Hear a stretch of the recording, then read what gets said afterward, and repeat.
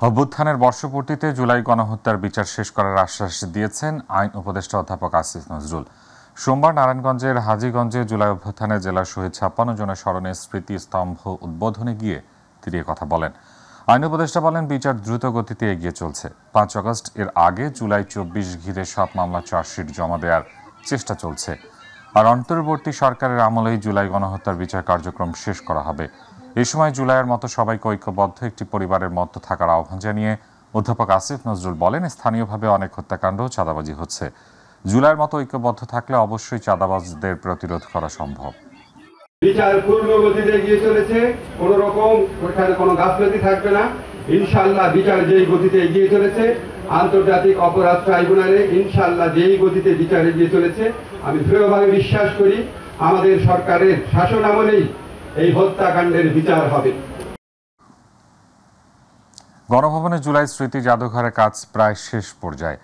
আগামী 5 আগস্ট জাদুঘরটি উদ্বোধন করা হবে, সে অনুযায়ী প্রস্তুতি চলছে। দুপুরে গণভবনে জুলাই পুনর্জাগরণ অনুষ্ঠানমালার বিষয়ে আয়োজিত এক সংবাদ সম্মেলনে সংস্কৃতি বিষয়ক উপদেষ্টা মোস্তফা সরওয়ার ফারুকী এ তথ্য জানান। তিনি বলেন, আগামী 5 আগস্ট জুলাই স্মৃতি জাদুঘর উদ্বোধন করা হলেও তা দর্শনার্থীদের জন্য উন্মুক্ত করা হবে আরও পরে। জুলাই স্মৃতি জাদুঘর পরিচালনার জন্য একটি আইনি কাঠামো দাঁড় করানো হবে বলেও জানান তিনি। আপনারা জানেন যে কোনো মিউজিয়াম করতে গেলে it takes lot of time. আমরা সময়ের বিপরীতে দৌড়াচ্ছি। 5 আগস্ট এটার এক ধরনের একটা আনুষ্ঠানিক উদ্বোধন হবে, তবে দর্শনার্থীদের ভিজিটের জন্য ওপেন করা হবে কিনা এটা নিশ্চিত না। আমার ধারণা এটা আরও সময় লাগবে, কারণ প্রচুর কাজ বাকি। ছাত্র জনতার গণঅভ্যুত্থান চলাকালে গত 5 আগস্ট রাজধানী চানখারপুলে গুলি করে 6 জনকে হত্যার ঘটনায় মানবতাবিরোধী অপরাধের মামলার অভিযোগ গঠন করে বিচার শুরুর আদেশ দিয়েছেন ট্রাইব্যুনাল। সোমবার বিচারপতি গোলাম মর্তুজা মজুমদারের নেতৃত্বাধীন 3 সদস্যের আন্তর্জাতিক অপরাধ ট্রাইব্যুনাল 1-এর আদেশ দেন। এস.এম. আরিফের রিপোর্ট। 5 আগস্ট রাজধানীর চাংখারপুলে গুলি করে 6 জনকে হত্যার ঘটনায় মানবতাবিরোধী অপরাধের আলোচিত মামলার অভিযোগ গঠন করে বিচার শুরুর আদেশ দিয়েছেন আদালত। বিচারপতি গোলাম মর্তুজা মজুমদারের নেতৃত্বাধীন 3 সদস্যের আন্তর্জাতিক অপরাধ ট্রাইব্যুনাল 1 এ আদেশ দেন। অভিযোগ গঠনের পরে আজকে তাদেরকে সময় দেওয়া হচ্ছে প্রস্তুতির জন্য। আগামী 10 আগস্ট তারিখে প্রসিকিউশনের পক্ষে আনুষ্ঠানিক যে অভিযোগের পরে যে ওপেনিং স্টেটমেন্ট বলে, সেই স্টেটমেন্টের জন্য দিন ধার্য করা হয়েছে এবং 11ই আগস্ট থেকে এই মামলার আনুষ্ঠানিক সাক্ষ্য গ্রহণ শুরু হবে এবং সেই দিন প্রথম সাক্ষ্য গ্রহণ অনুষ্ঠিত হবে। অভিযোগ গঠনকালে গ্রেপ্তার 4 আসামি ট্রাইব্যুনালে হাজির ছিলেন। 8 আসামির মধ্যে সাবেক ডিএমপি কমিশনার হাবিবুর রহমান সহ 4 আসামি পলাতক রয়েছেন। তাদেরকে ট্রাইব্যুনালে হাজির হতে 3 জুন পত্রিকায় বিজ্ঞপ্তি প্রকাশ করা হয়। আজকে আদেশে আমরা সন্তুষ্ট না। আমরা ওই যে এতে কথাই আছে, সাক্ষী মানে সাক্ষী ব্যতিরেকে কোনো কিছুই আমরা প্রমাণ এখন বলতে চাই না। বিজ্ঞ আদালত এটা যথাযথ বিচার করবে। গত 25 মে এ মামলায় প্রথম আনুষ্ঠানিক অভিযোগ আমলে নেন আন্তর্জাতিক অপরাধ ট্রাইব্যুনাল। নির্দেশিত হয়েছিলেন এস.এম. আরিফ, মাই টিভি, ঢাকা। আবু সাইদ ও মীর মাহফুজুর রহমান মুগ্ধ সহ জুলাই অভ্যুত্থানে সারা দেশে যারা শহীদ হয়েছেন তাদের জাতীয় শহীদ ও সংস্কার কার্যক্রমে সফলতার জন্য প্রধান উপদেষ্টা ডক্টর মোহাম্মদ ইউনূসকে জাতীয় সংস্কারক কেন ঘোষণা করা হবে না তা জানতে রুল জারি করেছেন হাইকোর্ট। একই সঙ্গে জুলাই আগস্টে বৈষম্য বিরোধী আন্দোলনের শহীদদের তালিকা কেন করা হবে না রুলে তাও জানতে চেয়েছেন হাইকোর্ট। মন্ত্রিপরিষদ সচিব, অর্থ মন্ত্রণালয়ের সচিব, আইন, বিচার ও সংসদ বিষয়ক মন্ত্রণালয়ের সচিব, জনপ্রশাসন মন্ত্রণালয়ের সচিব ও প্রতিরক্ষা মন্ত্রণালয়ের সচিবকে রুলে জবাব দিতে বলা হয়েছে। এই সংক্রান্ত এক রিটের প্রাথমিক শুনানি নিয়ে সোমবার হাইকোর্টের বিচারপতি ফাহমিদা কাদের ও বিচারপতি সৈয়দ জাহেদ মনসুরের সমন্বয়ে গঠিত বেঞ্চ এ আদেশ দেন।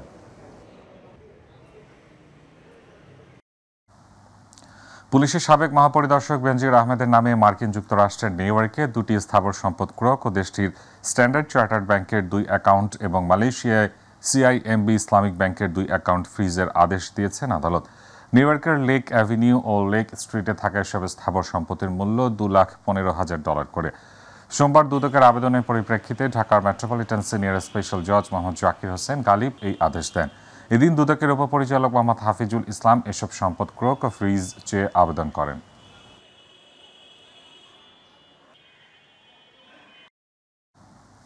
মিটফোর্ডের ঘটনাকে কেন্দ্র করে কয়েকটি চক্র বাংলাদেশের রাজনীতিকে ভিন্ন খাতে প্রবাহিত করার চেষ্টা করছে বলে অভিযোগ করেছেন বিএনপি মহাসচিব মির্জা ফখরুল ইসলাম আলমগীর। বিকেলে রাজধানী নয়াপল্টনে ছাত্রদলের বিক্ষোভ সমাবেশে কথা বলেন তিনি।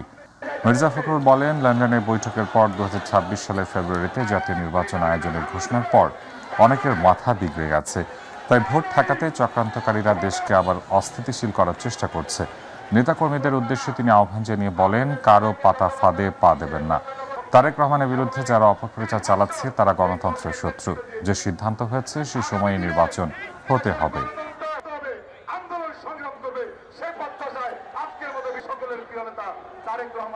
এই ঘটনার সঙ্গে বাস্তবের এবং সত্যিকারের বিএনপির কোন সম্পর্ক নাই।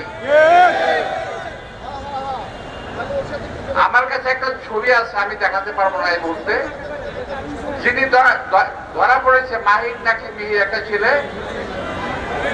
এই ছেলের সঙ্গে এনসিপি নেতৃবৃন্দের ছবি আছে। আমি দেখাতে পারি, আমি চ্যালেঞ্জ করে বলতে পারি, এই ছেলের সঙ্গে ছবি আছে ওদের সঙ্গে, যে ছেলে ধরা পড়েছে। বিএনপির উপরে দায় চাপিয়ে দেওয়ার চেষ্টা করছেন চক্রান্তকারী, ষড়যন্ত্রকারী। তারা আমাদের বাংলাদেশকে আবার অস্থিতিশীল করার চেষ্টা করছে। তারা চেষ্টা করছে বাংলাদেশে যেন নির্বাচন না হয়। তারা চেষ্টা করছে মানুষের ভোটাধিকার যেন প্রয়োগ করতে না পারে। তারা চেষ্টা করছে বাংলাদেশ যেন নতুন করে নতুন সূর্যের দিকে তাকিয়ে নতুন করে জেগে উঠতে না পারে। বন্ধুগণ, সোহাগ হত্যাকাণ্ডকে কেন্দ্র করে রাজনৈতিক স্বার্থ সিদ্ধ করার জন্য আগামী নির্বাচনকে বিলম্বিত করার ষড়যন্ত্র হচ্ছে কিনা এ নিয়ে সংশয় রয়েছে বলে মন্তব্য করেছেন মির্জা ফখরুল ইসলাম আলমগীর। তিনি বলেন, গ্রেফতারকৃতদের জিজ্ঞাসাবাদে রাজনৈতিক কোনো পরিচয় পাওয়া না গেলেও একটি রাজনৈতিক দল যে আচরণ করছে ফ্যাসিবাদের যুগে ফিরিয়ে নিচ্ছে কিনা সেদিকে দৃষ্টি দিতে হবে। গুলশানের সংবাদ সম্মেলনে তিনি এসব কথা বলেন। ইউসুফ আলীর রিপোর্ট। পুরান ঢাকার মিটফোর্ডে সোহাগ হত্যাকাণ্ডের ঘটনা সম্পর্কে বিস্তারিত জানাতে খালেদা জিয়ার গুলশানের রাজনৈতিক কার্যালয়ে সংবাদ সম্মেলনের আয়োজন করে বিএনপি। সম্প্রতি মিটফোর্ডে একটি ঘটনাকে কেন্দ্র করে একটা দলের মহাসচিব মির্জা ফখরুল ইসলাম আলমগীর বলেন, কুমিল্লায় ইমাম হত্যা, মুরাদনগরে 3 জনকে পিটিয়ে হত্যা, খুলনায় যুবদল নেতা মাহবুব মোল্লাকে রক কেটে হত্যা ও মিটফোর্ডে সোহাগ হত্যাকাণ্ড নিয়ে পরিকল্পিতভাবে দেশে অস্থিতিশীল পরিস্থিতি সৃষ্টি করা হচ্ছে। এই হত্যাকাণ্ডের ঘটনা কোনো রাজনৈতিক স্বার্থসিদ্ধির জন্য ব্যবহার হচ্ছে কিনা এবং এর মাধ্যমে আসন্ন জাতীয় নির্বাচনের পরিবেশকে বিঘ্নিত করার জন্য বিশেষ কোনো মহলের প্ররোচনায় এই ধরনের ঘটনাকে অজুহাত হিসেবে ব্যবহার করা হচ্ছে কিনা এ নিয়ে সন্দেহ করবার যথেষ্ট অবকাশ রয়েছে। তিনি বলেন, সুস্থ ধারা রাজনীতির প্রতিষ্ঠার বিপরীতে পরিকল্পিত অপপ্রচার ও অশ্লীল স্লোগানের মাধ্যমে ফ্যাসিস্ট আওয়ামী লীগের কণ্ঠস্বরের প্রতিধ্বনি শোনা যাচ্ছে। পুলিশের বক্তব্য থেকে জানা যায়, গ্রেপ্তারকৃতদের জিজ্ঞাসাবাদে এই ঘটনার সাথে সংশ্লিষ্টদের রাজনৈতিক পরিচয় সম্পর্কে কোনো তথ্য উদ্ঘাটিত হয়নি। সরকার পরিচালনার দায়িত্বে না থাকা সত্ত্বেও বিশেষ একটি রাজনৈতিক দল ও তার প্রধান নেতৃত্বকে দায়ী করে বিক্ষোভ মিছিল আয়োজন এবং অশ্লীল ভাষা প্রয়োগ করে রাজনৈতিক সংস্কৃতিকে আবারও সেই ফ্যাসিবাদের যুগে ফিরে নিয়ে যাচ্ছে কিনা সেটাও জনগণের সামনে প্রশ্ন হয়ে দেখা দিয়েছে। সোহাগ হত্যার মূল রহস্য উদ্ঘাটন করতে দলের পক্ষ থেকে তদন্ত কমিটি গঠন করা হয়েছে বলেও দাবি করেন বিএনপির মহাসচিব মির্জা ফখরুল ইসলাম আলমগীর। এই হত্যাকাণ্ডে সংশ্লিষ্ট তা প্রমাণিত না হওয়ার পরেও যাদের নাম এসেছে তাদের মধ্যে বিএনপির সঙ্গে জড়িত যে 2-1 জনের নাম এসছে তাদেরকে দলীয় শৃঙ্খলা আলোকে আজীবন বহিষ্কারের মতো সর্বোচ্চ সাংগঠনিক ব্যবস্থা গ্রহণ করা হয়েছে। ইউসুফ আলী, মাই টিভি, ঢাকা। জুলাই গণঅভ্যুত্থানের 1 বছর পূর্তি উদযাপন উপলক্ষে ঘোষিত দেশ গড়তে জুলাই পদযাত্রা কর্মসূচির 14তম দিনে পটুয়াখালীতে পদযাত্রা ও পথসভা করেছে জাতীয় নাগরিক পার্টি এনসিপি। বেলা 11টায় পৌর শহরের নিউ মার্কেট থেকে পদযাত্রা শুরু করেন দলের কেন্দ্রীয় নেতৃবৃন্দ। এই সময় তারা জুলাই আন্দোলনের শহীদ পরিবার, আহত এবং সাধারণ মানুষের কাছে গিয়ে তাদের অনুভূতি আদান প্রদান করেন ও প্রত্যাশা সম্বন্ধে খোঁজখবর নেন। পদযাত্রাটি নিউ মার্কেট থেকে লঞ্চঘাট, চকবাজার, পুরানবাজার, মুকুল সিনেমা হল, বনানী, পৌরসভা হয়ে সার্কিট হাউসের সামনে গিয়ে পথসভায় মিলিত হয়। এই সময় এনসিপি আহ্বায়ক নাহিদ ইসলাম বলেন, কোনো চাঁদাবাজি ও সহিংসতা মেনে নেওয়া হবে না। প্রয়োজনে আবারও আন্দোলনে মাঠে নামবে এনসিপি। বিএনপি এখন চাঁদাবাজদের দল তৈরি হয়েছে, সন্ত্রাসদের দল তৈরি হয়েছে, মুজিববাদের নতুন পাহারাদার হিসেবে আবির্ভূত হয়েছে। ফলে চাঁদাবাজ এবং মুজিববাদের নতুন পাহারাদার এসেছে। সেই পাহারাদারকেও আপনাদেরকে প্রতিহত করতে হবে, তাদের বিরুদ্ধে সংগ্রাম করতে হবে। নারী আসন উচ্চকক্ষ নিয়ে আলোচনায় এক জায়গায় আসতে পারছে না রাজনৈতিক দলগুলো। এই অবস্থায় আগামী দিনেও এই দুই বিষয়ে আলোচনা চলবে বলে জানিয়েছেন জাতীয় ঐকমত্য কমিশনের সহসভাপতি অধ্যাপক আলী রিয়াজ। সোমবার রাজধানী ফরেন সার্ভিস একাডেমির দোয়েল হলে রাজনৈতিক দলগুলোর সঙ্গে দ্বিতীয় পর্যায়ের 13তম দিনের আলোচনা শেষে গণমাধ্যম কর্মীদের সঙ্গে আলাপকালে এ তথ্য জানান তিনি। অধ্যাপক রিয়াজ বলেন, নারী আসন উচ্চকক্ষ গঠন বিষয়ে আজও আলোচনা হয়েছে, তবে পদ্ধতিগত জায়গায় এখনো আমরা এক জায়গায় আসতে পারিনি। গত কয়েকদিনের আলোচনার পরিপ্রেক্ষিতে বিকল্প প্রস্তাব আজ আনা হয় নারী আসনের বিষয়ে। যারা 25 আসনের বেশি আসনে ভোট করবে তারা ন্যূনতম 1/3 আসনে নারী মনোনয়ন দেবে। বিষয়টি নিয়ে মঙ্গলবারও আলোচনা হবে। আমাদের ইতিহাসের পাতায় স্বর্ণাক্ষরে লেখা থাকবে এবং তাদের গৌরবোজ্জ্বল ভূমিকার কারণে আন্দোলন যেভাবে বেগবান হয়েছিল সে কথা স্মরণ করে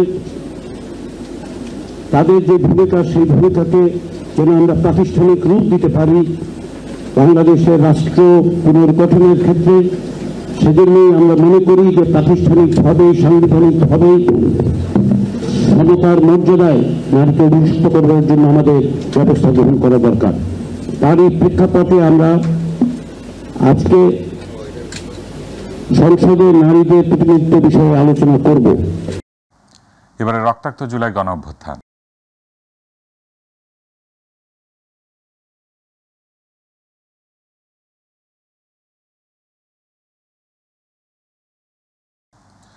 মুক্তিযোদ্ধাদের নাতিপুতিরা চাকরি না পেলে কি রাজাকারের নাতিপুতিরা চাকরি পাবে? শেখ হাসিনার এই এক কথাই আওয়ামী লীগ সরকারের পতনের কফি নিয়ে যেন শেষ পেরেক ঠুকে দেয়। শিক্ষার্থীদের কটাক্ষ করে দেয়া সেই বক্তব্যের প্রতিবাদে মধ্যরাতে বিক্ষোভে ফেটে পড়েন শিক্ষার্থীরা। রচিত হয় সেই ঐতিহাসিক স্লোগান, তুমি কে আমি কে, রাজাকার রাজাকার। কে বলেছে স্বৈরাচার স্বৈরাচার। আরো জানাচ্ছেন আতিকুর রহমান তিতাস। গত বছরের 14 জুলাই গণভবনে আয়োজিত সংবাদ সম্মেলনে শিক্ষার্থীদের কটাক্ষ করে তৎকালীন প্রধানমন্ত্রী শেখ হাসিনা বলেন, মুক্তিযোদ্ধাদের নাতিপুতিরা না পেলে কি রাজাকারের নাতিপুতিরা চাকরি পাবে? নাতিপুতিরা সবকিছু পাবে, মুক্তিযোদ্ধারা পাবে। আর এই এক বাক্যে ফুঁসে ওঠে বাংলাদেশ। স্বাধীন বাংলায় নিজেদের ন্যায্য অধিকার চাইতে গেলেই স্বাধীনতা বিরোধী তকমা পাওয়া এ জাতির জন্য নতুন কিছু না হলেও 24-এর লড়াইয়ে রাজাকার উপাধিকে মেনে নেননি তারা। তাৎক্ষণিকভাবে তৎকালীন সরকার প্রধানের এমন বক্তব্য প্রত্যাহারের দাবি জানান শিক্ষার্থীরা। প্রতিবাদ জানাতে রাত 10টা থেকেই ঢাকা বিশ্ববিদ্যালয়ে টিএসসিতে জড়ো হতে থাকেন শিক্ষার্থীরা। এক পর্যায়ে মধ্যরাতে ঢাবির হল থেকে মিছিল নিয়ে রাজপথে নামেন হাজার হাজার শিক্ষার্থী। এ সময় হলের গেটে বাধা দেয় ছাত্রলীগ, কিন্তু তা রুখতে পারেনি শিক্ষার্থীদের স্রোত। হলের গেট ভেঙে কেউ বা তালা ভেঙে বেরিয়ে আসেন দলে দলে। হলের তালা ভেঙে সেই মিছিলে যোগ দেন ঢাবির সবগুলো হলের মেয়েরা। এর আগে বেলা 12টায় ঢাকা বিশ্ববিদ্যালয়ের কেন্দ্রীয় গ্রন্থাগার থেকে বিক্ষোভ মিছিল নিয়ে পদযাত্রা শুরু করে শিক্ষার্থীরা। এ সময় শাহবাগ, মৎস্য ভবন হয়ে হাইকোর্ট এবং 0 পয়েন্ট পর্যন্ত ছড়িয়ে যায় শিক্ষার্থীদের অবস্থান। বেলা 1:30টায় 0 পয়েন্টে যান চলাচল বন্ধ হয়ে যায়। বারবার বাধার মুখে পড়লেও শিক্ষার্থীদের গণপদযাত্রা এগোতে থাকে বঙ্গভবনের দিকে। এক পর্যায়ে পুলিশের ব্যারিকেড ভেঙে এগিয়ে যান তারা। এরপর সব গ্রেডে কোটার যৌক্তিক সংস্কারের দাবিতে রাষ্ট্রপতি বরাবর স্মারকলিপি দেন শিক্ষার্থীদের 12 সদস্যের প্রতিনিধি দল। দাবি মানতে দেয়া হয় 24 ঘন্টার আলটিমেটাম। একই দাবিতে 17 জেলায় পদযাত্রা ও বিক্ষোভ করে শিক্ষার্থীরা। কোটা পুনর্বহালের নির্দেশ দিয়ে হাইকোর্টের পূর্ণাঙ্গ রায়ও প্রকাশ হয় 14 জুলাই। আতিকুর রহমান তিতাস, মাই টিভি। স্বরাষ্ট্র উপদেষ্টা অবসরপ্রাপ্ত লেফটেন্যান্ট জেনারেল জাহাঙ্গীর আলম চৌধুরী বলেছেন, মব ভায়োলেন্স বন্ধে জনগণকে সরব হতে হবে, কারণ তারা সরব হলেই এটা বন্ধ হবে। এটি কোনো অবস্থাতেই গ্রহণযোগ্য নয়। কেউ যদি মব সৃষ্টি করতে চায় তবে জনগণ যেন তাকে আইন শৃঙ্খলা রক্ষাকারী বাহিনীর কাছে হস্তান্তর করে। আইন নিজের হাতে তুলে নেওয়ার অধিকার কারণেই। দুপুরে কক্সবাজার বিয়াম ফাউন্ডেশন আঞ্চলিক কেন্দ্রের রোহিঙ্গা ক্যাম্প সহ জেলায় মাদকদ্রব্য নিয়ন্ত্রণ বিষয়ক এক সভা শেষে সাংবাদিকদের প্রশ্নের জবাবে তিনি এসব কথা বলেন। এ সময় তিনি চাঁদাবাজি ও মাদকের বিরুদ্ধে সরকারের 0 টলারেন্সের কথা তুলে ধরেন। জনগণ সরব হলে তো জনগণই মব ভায়োলেন্স বন্ধ করে দেবে। মব ভায়োলেন্স কোনো অবস্থায় গ্রহণযোগ্য না। যদি কেউ কোনো কিছু করতে যায় তারা আইনের জন্য তারা আইন প্রয়োগকারী সংস্থার কাছে হ্যান্ড ওভার করে। নিজের হাতে কারো আইন তুলে নেওয়ার অধিকার কারো নেই। চাঁদাবাজি বন্ধে সরকার কঠোর অবস্থান নিয়েছে। যে চাঁদাবাজি যে পরিচয় তার হোক না কেন, সে যত উচ্চ লেভেলের হোক না কেন, কাউকে ছাড়তে হবে। মাদক ব্যবসায় সাম্রাজ্য এলাকায় আধিপত্য বিস্তার, চাঁদাবাজি, ছিনতাই করতেই গড়ে তোলা হয় কিশোর গ্যাং আয়েশা বাহিনী। আয়েশা মোহাম্মদপুর এলাকার ভয়ঙ্কর সন্ত্রাসী কবজিকাটা আনোয়ার গ্রুপের সাবেক সদস্য। সম্প্রতি রাজধানী মোহাম্মদপুরে মাদক ব্যবসাকে কেন্দ্র করে দেশীয় অস্ত্র দিয়ে এক ব্যক্তিকে এলোপাতাড়ি কুপিয়ে জখম করে আয়েশা বাহিনী। সেই ঘটনা নজরে আসলে রোববার রাতে র্যাবের অভিযানে গ্রেফতার হয় বাহিনীটির প্রধানসহ 2 জন। বিস্তারিত শিমুল খানের রিপোর্টে। সিসিটিভি ফুটেজে দেখা যায় রাজধানীর আদাবর এলাকায় আয়েশা গ্রুপের প্রধান আয়েশা ও তার সহযোগীরা মাদক ব্যবসাকে কেন্দ্র করে দেশীয় অস্ত্র নিয়ে এক ব্যক্তিকে এলোপাথারি কুপিয়ে জখম করে। এরই পরিপ্রেক্ষিতে আদাবর থানায় আয়েশা ও তার সহযোগীদের বিরুদ্ধে হত্যা চেষ্টা মামলা দায়ের করা হয়। সেই মামলায় রোববার রাতে দেশীয় অস্ত্রসহ আয়েশা ও তার সহযোগী ইউসুফকে গ্রেফতার করে র্যাব। গত রাতে আমরা এই মোহাম্মদপুর আদাবর হাউজিং এলাকায় চাঞ্চল্যকর আয়েশা গ্রুপ প্রধান সন্ত্রাসী মাদক ব্যবসায়ী চাঁদাবাজ আয়েশা গ্রুপের প্রধান আয়েশা আরশাদ হোসেন ওরফে আয়েশাকে আমরা গ্রেপ্তার করেছি এবং তার সহযোগী ইউসুফকে আমরা গ্রেপ্তার করেছি। র্যাব জানায় আয়েশা মূলত কবজিকাটা আনোয়ার গ্রুপের সদস্য ছিল। আনোয়ার গ্রুপের প্রধান আনোয়ার গ্রেফতার হওয়ার পর 5 সদস্য নিয়ে খোলে আয়েশা গ্রুপ, যার মধ্যে বাকি 3 জন ধরতে অভিযান অব্যাহত আছে। মাদক ব্যবসাকে কেন্দ্র করে সে পরবর্তীতে ছিনতাই, জমি দখল এবং অন্যান্য অপরাধে জড়িয়ে পড়ে। এই আনোয়ারের শূন্য স্থান দখল করার জন্য এই আয়েশা নিজের নামে আয়েশা গ্রুপ নামে একটি সন্ত্রাসী বাহিনী সে নিজে গঠন করে। আয়েশার রাজনৈতিক পরিচয় বিষয়ে এক প্রশ্নের জবাবে র্যাব জানায় দলমত নির্বিশেষে কিশোর গ্যাং, মাদক ও ছিনতাই বিরোধী অপরাধীদের ধরতে অভিযান অব্যাহত থাকবে। শিমুল খান, মাই টিভি, ঢাকা। গত 24 ঘন্টায় ডেঙ্গু আক্রান্ত হয়ে 2 জনের মৃত্যু হয়েছে। একই সময়ে মশাবাহিত এই রোগে আক্রান্ত হয়ে হাসপাতালে ভর্তি হয়েছেন 330 জন। সোমবার স্বাস্থ্য অধিদপ্তরের হেলথ এমার্জেন্সি অপারেশন সেন্টার ও কন্ট্রোল রুম থেকে পাঠানো এক সংবাদ বিজ্ঞপ্তিতে এই তথ্য জানানো হয়। মারা যাওয়া 2 জন হলেন চট্টগ্রাম বিভাগ ও ঢাকা উত্তর সিটি কর্পোরেশন এলাকার। প্রতিবেদনে বলা হয়েছে হাসপাতালে নতুন করে ভর্তিদের মধ্যে বরিশাল বিভাগে 86 জন রয়েছেন। পাল্টা শুল্ক নিয়ে যুক্তরাষ্ট্রের সাথে 3য় পর্যায়ের আলোচনার জন্য প্রস্তুতি নেওয়া হচ্ছে বলে জানিয়েছেন বাণিজ্য উপদেষ্টা শেখ বশির উদ্দিন। এই পর্যায়ের আলোচনার জন্য যুক্তরাষ্ট্রের কাছে সময় চাওয়া হয়েছে বলে জানান তিনি। বাংলাদেশ যুক্তরাষ্ট্র শুল্ক আলোচনা শেষে দেশে ফিরে বিকেলে সচিবালয়ের সংবাদ সম্মেলনে এসব কথা জানান বাণিজ্য উপদেষ্টা। এ সময় বাণিজ্য সচিব মাহবুবুর রহমান শুল্ক আরোপ বাংলাদেশের জন্য বড় ধরনের অভিঘাত উল্লেখ করে সরকারের নিয়ে কাজ করছে বলে জানান। আরও জানাচ্ছেন রাকিব হাসান। যুক্তরাষ্ট্রে রপ্তানি হওয়া বাংলাদেশি পণ্যের উপর 35% শুল্ক আরোপের ঘোষণা দিয়েছেন মার্কিন প্রেসিডেন্ট ডোনাল্ড ট্রাম্প, যা কার্যকর হবে 1 আগস্ট থেকে। এরই মধ্যে শুল্ক ইস্যু নিয়ে যুক্তরাষ্ট্রের সাথে 2 দফায় বৈঠক করেছেন বাংলাদেশের একটি প্রতিনিধি দল। সোমবার দেশে ফিরে এ বিষয়ে সচিবালয়ে ব্যবসায়ীদের সাথে বৈঠক করেন বাণিজ্য উপদেষ্টা। পরে সংবাদ সম্মেলনে বাণিজ্য সচিব জানান, যুক্তরাষ্ট্রের এই শুল্ক আরোপ বাংলাদেশের জন্য বড় অভিঘাত। রেসিপ্রোকাল ট্যারিফ যেটা আমাদের বাণিজ্যের ক্ষেত্রে বড় ধরনের একটা অভিঘাত, আমরা সেই পরিমাণ গুরুত্ব দিয়েই আমরা খুব বড় একটা অভিঘাতের কথা বিবেচনা করে আমরা যথেষ্ট জড়িত থেকে কাজটা সম্পন্ন করার চেষ্টা করছি এবং বাংলাদেশের উপরে যাতে এই পরিমাণ শুল্কের আঘাতটা না আসে সেজন্য আমরা সর্বাত্মক প্রচেষ্টা নিচ্ছি। বাণিজ্য উপদেষ্টা জানান, যুক্তরাষ্ট্রের সাথে দর কষাকষির জন্য 3য় পর্যায়ের বৈঠকের প্রস্তুতি নিচ্ছে সরকার। তিনি আশা প্রকাশ করেন, যুক্তরাষ্ট্র যৌক্তিক পর্যায়ের শুল্ক নির্ধারণ করবে। আমাদের আন্তঃমন্ত্রণালয়ের বিভিন্ন সংশ্লিষ্ট বিষয় রয়ে গিয়েছে, সেগুলোকে আমলে নিয়ে আমাদের প্রস্তুতি সম্পূর্ণ করে আমরা অতি দ্রুত আবার যুক্তরাষ্ট্রে ফেরত যাচ্ছি এবং আমরা আশা করছি যে আল্লাহর রহমতে আমাদের একটা ভালো আউটকাম যেন এটার জন্য আসে, এটার জন্য আমরা সার্বিকভাবে সকলে একত্রে কাজ করছি। সংবাদ সম্মেলনে উপস্থিত ব্যবসায়ী নেতারা সরকারের পদক্ষেপে সন্তুষ্টি প্রকাশ করেন। সর্বোচ্চ প্রায়োরিটি দিয়ে ওনারা এটা নেগোসিয়েশন করছেন এবং সকল বিষয়ই আলোচনা হয়েছে, এতটুকু আমি বলতে পারি। এবং আমরা স্যাটিসফাইড, ওনাদের যে আলোচনা যেভাবে করেছেন বা করছেন এতে আমরা স্যাটিসফাইড। রাকিব হাসান, মাই টিভি, ঢাকা। আন্তর্জাতিক মানের অত্যাধুনিক যন্ত্রপাতি সজ্জিত ন্যাশনাল হালাল ল্যাবরেটরি এবং বাংলাদেশের প্রথম এই একমাত্র অত্যাধুনিক হেলমেট টেস্টিং ল্যাবরেটরি চালু করেছে Bangladesh standards and testing institution BSTI। সোমবার শিল্প উপদেষ্টা আদিলুর রহমান খান এই ল্যাব দুটি উদ্বোধন করেন। এ সময় তিনি বলেন, আন্তর্জাতিক অঙ্গনে হালাল পণ্যের একটি বিশাল বাজার রয়েছে। মুসলিম দেশ হিসেবে বাংলাদেশ থেকে প্রচুর পণ্য রপ্তানির সুযোগ আছে। আরও জানাচ্ছেন জাহিদ আহমেদ বাবু। এই প্রথমবারের মতো চালু করা হলো আন্তর্জাতিক মানের অত্যাধুনিক যন্ত্রপাতি সজ্জিত ন্যাশনাল হালাল ল্যাবরেটরি। রাজধানী তেজগাঁওস্থ BSTI বিশ্বমানের এই হালাল হেলমেট ও ল্যাবরেটরি উদ্বোধন করেন শিল্প উপদেষ্টা।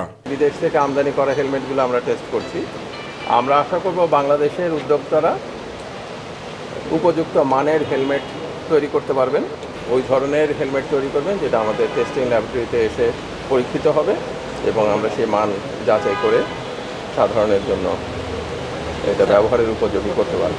এ সময় বাংলাদেশের রপ্তানি সম্ভাবনাকে কাজে লাগাতে ন্যাশনাল হালাল ল্যাবরেটরি স্থাপন একটি মাইলফলক হিসাবে কাজ করবে বলে মনে করেন শিল্প, গৃহায়ন ও গণপূর্ত উপদেষ্টা আদিলুর রহমান খান। এটা বাণিজ্যিকভাবে আমাদের জন্য অত্যন্ত গুরুত্বপূর্ণ, আর তাই এই কাজ শুরু করার মধ্যে দিয়ে আমরা আন্তর্জাতিক অঙ্গনে আমাদের ব্যবসায়িক যোগাযোগগুলো বাড়াতে পারবো। হালাল হারাম তো ধর্মীয় মানদণ্ড, সেক্ষেত্রে মান নির্ণয়ে কিভাবে নির্ধারণ করা হবে এমন প্রশ্নের জবাব দেন BSTI এর মহাপরিচালক SM ফেরদৌস আলম। নন হালাল বলে কোনো পদার্থ থাকে, আমরা আমাদের প্যারামিটার যখন আমরা টেস্ট করতে যাই, ল্যাবরেটরিতে টেস্ট করতে গেলেই আমাদের মেশিন বলে দেয় যে এটার উপস্থিতি আছে। এখন উপস্থিতি আছে, মেশিন তো আর কথা বলবে না, মেশিন আপনাকে ভিজুয়ালাইজ কিছু নির্দেশনা দিবে। সে ধরেন একটা গ্রাফ উঠে যাচ্ছে, গ্রাফে একটা পিক, এইরকম একটা চোখা পিক উপরের দিকে উঠে গেল, আমাদের একটা নির্ধারিত একটা লেভেল আছে, সেই লেভেলের উপরে যখন উঠে যাবে ওই পিকটা দেখেও কিন্তু আমরা বুঝতে পারি। শিল্প সচিব মোহাম্মদ ওবায়দুর রহমান জানান, বিশ্বে হালাল পণ্যের চাহিদা শুধু মুসলিম বিশ্বেই নয়, বরং গ্লোবাল মার্কেট জুড়ে বৃদ্ধি পাচ্ছে প্রতিনিয়ত। দেশে বিদেশে হালাল যে পণ্য সেটা মানুষের দোরগোড়ায় পৌঁছে দেওয়ার জন্য, এবং আমরা বিদেশে রপ্তানি করে আমাদের প্রচুর একটা সম্ভাবনাময় জায়গা হালাল পণ্য, সেটা আমরা ধরতে চাই। এ উপলক্ষে BSTI-তে আয়োজন করা হয় হালাল পণ্যের শোকেসিং অনুষ্ঠান। এতে BSTI হতে হালাল সনদপ্রাপ্ত 10টি অনুষ্ঠান অংশগ্রহণ করে। জাহিদ আহমেদ বাবু, মাই টিভি, ঢাকা।